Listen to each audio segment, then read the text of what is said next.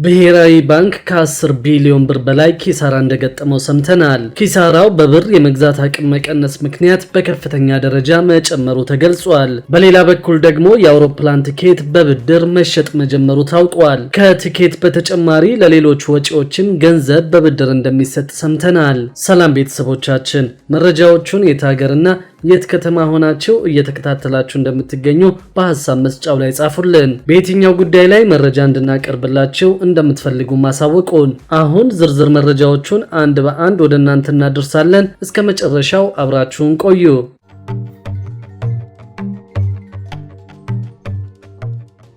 የኢትዮጵያ ብሔራዊ ባንክ በፈረንጆቹ 2024 በአጠቃላይ የባንክ ስራው 10.5 ቢሊዮን ብር ኪሳራ እንደገጠመው በገለልተኛ ኦዲት ተረጋገጠ። ብሔራዊ ባንክ በገለልተኛ የውጭ ኦዲተር ኦዲት እንዲደረግ የኢትዮጵያ መንግስት ከዓለም የገንዘብ ድርጅት IMF ጋር ባደረገው ስምምነት መሰረት የተቀጠረው MSE ኦዲት ሰርቪስ LLP የብሔራዊ ባንክን የ2024 የፋይናንስ እንቅስቃሴ ኦዲት በማድረግ ግኝቱን ይፋ አድርጓል። የኦዲት ሪፖርቱ በተያዘው ሰኔ ወር መጀመሪያ አካባቢ በብሔራዊ ባንክ ገዢ አቶ ማሞ ምህረቱ የባንኩን የዳይሬክተሮች ቦርድ በመወከል ተረጋግጦ መውጣቱን በሰነዱ መጀመሪያ ገጽ ላይ ተመላክቷል። ብሔራዊ ባንክ ወርቅ የገዛበትና የሸጠበት ዋጋ ልዩነት መስፋት፣ ባንኩ ለመንግስት አበድሮ መመለስ ያልቻለው ገንዘብ እንዲሁም በዚህ ዓመት በነበረው የብር የመግዛት አቅም መዳከም የተነሳ 10.5 ቢሊዮን ብር ኪሳራ እንደደረሰበት በሪፖርቱ ተጠቅሷል። የኦዲት ሪፖርቱ የብሔራዊ ባንክ የፋይናንስ እንቅስቃሴ ጤናማ ሆኖ የመቆየት ሁኔታ በጥንቃቄ መገምገም እንደሚያስፈልግም አስምሮበታል። በተመሳሳይ የውጭ ምንዛሪ በገበያ ዋጋ እንዲመራ ከመወሰኑ ከፈረንጆቹ ሐምሌ 2024 በፊት በነበረው የብር የመግዛት አቅም መዳከም የተነሳ ብሔራዊ ባንክ 38 ቢሊዮን ብር መክሰሩን የኦዲት ሪፖርቱ አመልክቷል። ይህ ሊሆን የቻለው ብር ከውጭ ምንዛሪ ጋር የነበረው ዋጋ በተከታታይ እየወረደ መምጣት፣ የባንኩ ሀብትና ዕዳ በውጭ ምንዛሪ የተወሰነ መሆኑና ለዓለም አቀፍ የፋይናንስ ተቋማት ያለበት ዕዳ በውጭ ምንዛሪ የሚከፈል በመሆኑ እንደሆነ ተገልጿል። ተለዋጭ በሆነ የማክሮ ኢኮኖሚ ምህዳር ውስጥ በተለይም ተቀያያሪ የውጭ ምንዛሪ ግብይት፣ የዋጋ ንረት፣ የህጎች መቀያየር የባንኩን የውጭ ምንዛሪ አቅም እንደፈተነውም ሪፖርቱ ያስረዳል። ብሔራዊ ባንክ ለመንግስት ባንኮች አበድሮ ያልተመለሰለት 134.9 ቢሊዮን ብር መሆኑን፣ 13 ቢሊዮን ብር ለግል ባንኮች እንዲሁም ለመንግስት 687.8 ቢሊዮን ብር በአጠቃላይ 836 ቢሊዮን ብር የብድር ክምችት እንዳለበት በኦዲት ሪፖርቱ ተጠቅሷል። በተጨማሪም በፈረንጆቹ 2024 ሰኔ ወር ከሳውዲ አረቢያ 58.7 ቢሊዮን ብርና ከተባበሩት አረብ ኤሚሬትስ 173.8 ቢሊዮን ብር የተበደረ መሆኑን ሪፖርቱ ያስረዳል። በውጭ ምንዛሪ ግብይት ተለዋዋጭና ተቀያያሪ ባህሪ ስርዓት ምክንያት በባንኩ የፋይናንስ ቁመና ላይ ተጽዕኖ እንደሚያሳድር ሪፖርቱ አመልክቷል። መቀመጫቸውን በለንደን ያደረጉት የምጣኔ ሀብት ባለሙያው ዶክተር አብዱልመናን መሐመድ ጉዳዩን አስመልክቶ በሰጡት አስተያየት ብሔራዊ ባንክ በወቅቱ ከሳውዲ አረቢያ የነበረበት 58.7 ቢሊዮን ብርና ከተባበሩት አረብ ኤሚሬትስ የተበደረው 173.8 ቢሊዮን ብር ዕዳ ለኪሳራው መጨመር ምክንያት ትልቁ ሚና እንደሚጫወት ይገልጻሉ። ባንኩ ገንዘቡን በተቀበለበት ወቅት የነበረው የምንዛሪ ተመን በየዓመቱ በሚሰራው የሂሳብ ሪፖርት መሰረት የኢትዮጵያ ብር በተከታታይ እየተዳከመ በመምጣቱ ከፍተኛ ለሆነ ኪሳራ እንዳጋለጠው ባለሙያው አክለው ገልጸዋል። ይሁን እንጂ በጣም ሊያስደነግጥ የሚችለው ጉዳይ ዕዳው ከ2024 ወደ 2025 የተሻገረ ከሆነ በ58 ብር ተሰልቶ የመጣው ኪሳራ በ2025 በ133 ወይም በዚያ አካባቢ ሲሰላ የባንኩ አጠቃላይ ኪሳራ በ100 ቢሊዮን ብሮች ሊቆጠር እንደሚችል ጠቁመዋል። መሰረታዊ የሆነ ኪሳራ እንደሚገጥመው መጠራጠር አያስፈልግም ያሉት ዶክተር አብዱልመናን ከዚህ በተጨማሪ መንግስት ከፍተኛ ወርቅ ለውጭ ገበያ ለመላክ በሚል ሀገር ውስጥ ከፍተኛ ዋጋ ጨምሮ ወደ ውጭ ሲልክ በኪሳራ ይልክ እንደነበር የኦዲት ሪፖርቱ አሳይቷል ብለዋል። ባንኩ የሀገሪቱ ወሳኝ ተቋም በመሆኑ ዘላቂነቱ የሚያሳስበው ባይሆንም የገጠመውን ኪሳራ ግን በውል ሊያስብበት ያስፈልጋል የሚሉት የምጣኔ ሀብት ባለሙያው ባንኩ ዕዳውን በጊዜ ካልከፈለ ከፍተኛ ኪሳራ ሊደርስበት ስለሚችል የውጭ ሀገር ድጋፍ ሳያስፈልገው እንደማይቀር ተናግረዋል። በኦዲቱ ለተገኙ ስጋቶች ምላሽ የሰጡና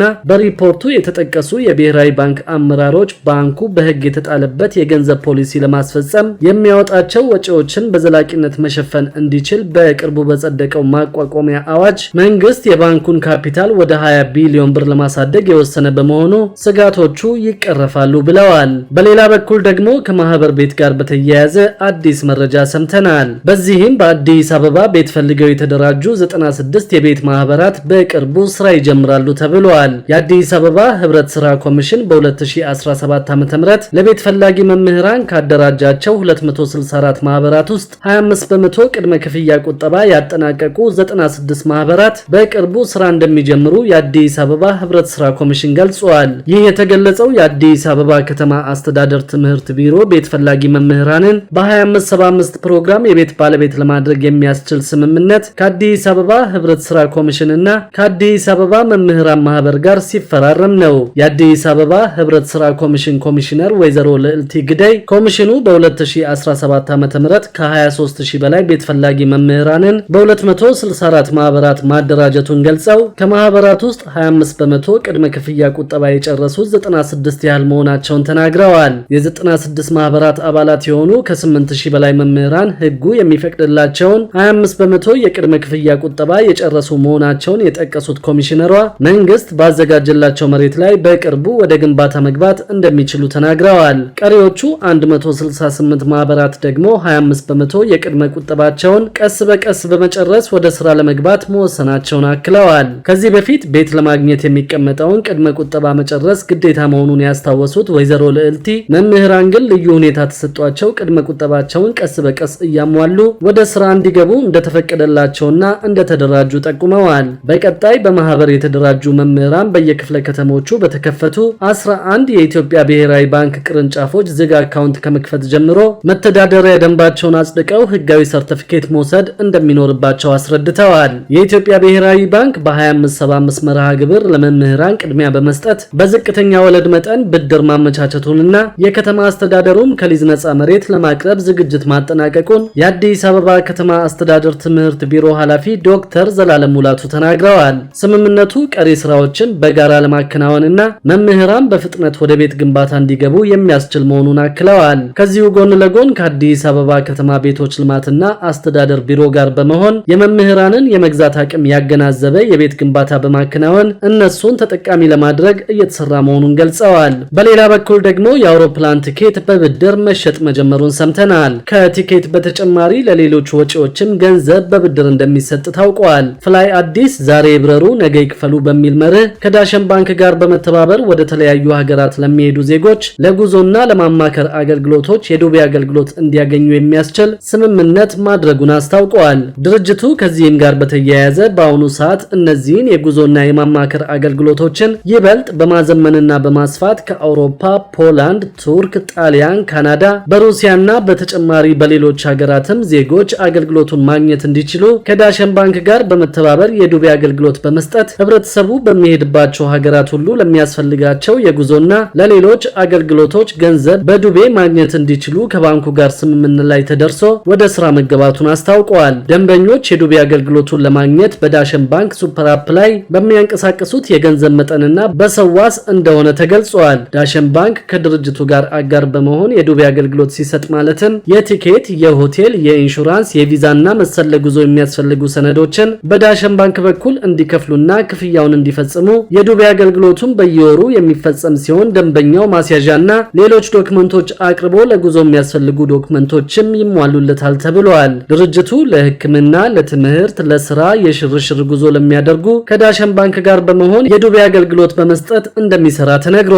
በሌላ በኩል ደግሞ የነዳጅና ኢነርጂ ባለስልጣን በህገወጥ መንገድ ሲንቀሳቀሱ የተገኙ 526 የነዳጅ ማደያዎች ላይ በዚህ ዓመት እርምጃ መውሰዱን አስታውቀዋል። የተወሰደው እርምጃ ከማስጠንቀቂያ ጀምሮ ለተወሰነ ጊዜ ነዳጅ እንዳያቀርቡ የማገድና ፍቃዳቸውን እስከ መሰረዝ ድረስ የሚደርስ መሆኑን የተናገሩት የነዳጅና ኢነርጂ ባለስልጣን ዋና ዳይሬክተር ዶክተር ደስታው መኮንን ናቸው። በዘርፉ በርካታ ህገወጥ ስራ መስራት የሚፈልጉ ሰዎች መኖራቸውን ገልጸው ባለስልጣኑ የቁጥጥር ስራውን አጠናክሮ እየሰራ መሆኑን አስታውቀዋል። በክልሎችም በንግድ ቢሮ አማካኝነት ቁጥጥር እንደሚደረግ አንስተው በቅርቡ የወጣው አዋጅ ከቁጥጥር ባለፈ በእስራት የሚያስቀጣና ንብረት እስከ መውረስ ድረስ የሚደርስ ቅጣቶችን በውስጡ ማካተቱን ተናግረዋል። መንግስት ላለፉት ባለፉት ዓመታት ለነዳጅ ድጎማ ከ201 ቢሊዮን ብር በላይ ሲያወጣ መቆየቱን የገለጹት ዋና ዳይሬክተሩ ይህም ኢኮኖሚው ላይ ከፍተኛ አስተዋጽኦ እንደነበረው አንስተዋል። ነገር ግን ከግንቦት 27 ጀምሮ የነዳጅ ድጎማው መነሳቱን ገልጸው ሙሉ ለሙሉ በዓለም አቀፍ ዋጋ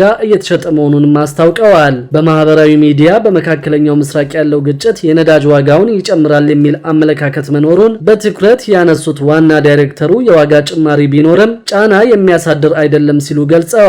ክቡራትና ክቡራን የአዲስ ቢዝነስ የዩቲዩብ ቻናል ተከታታዮቻችን ይህንን ቻናል ሰብስክራይብ ሳታደርጉ የምትከታተሉን ከሆነ ቢዝነስና ሌሎች ተያያዥ ጉዳዮችን በተመለከተ አዳዲስ መረጃ ለማግኘት የዩቲዩብ ቻናሉን ሰብስክራይብ በማድረግ ቤተሰብ እንድትሆኑ በትህትና እንጠይቃለን።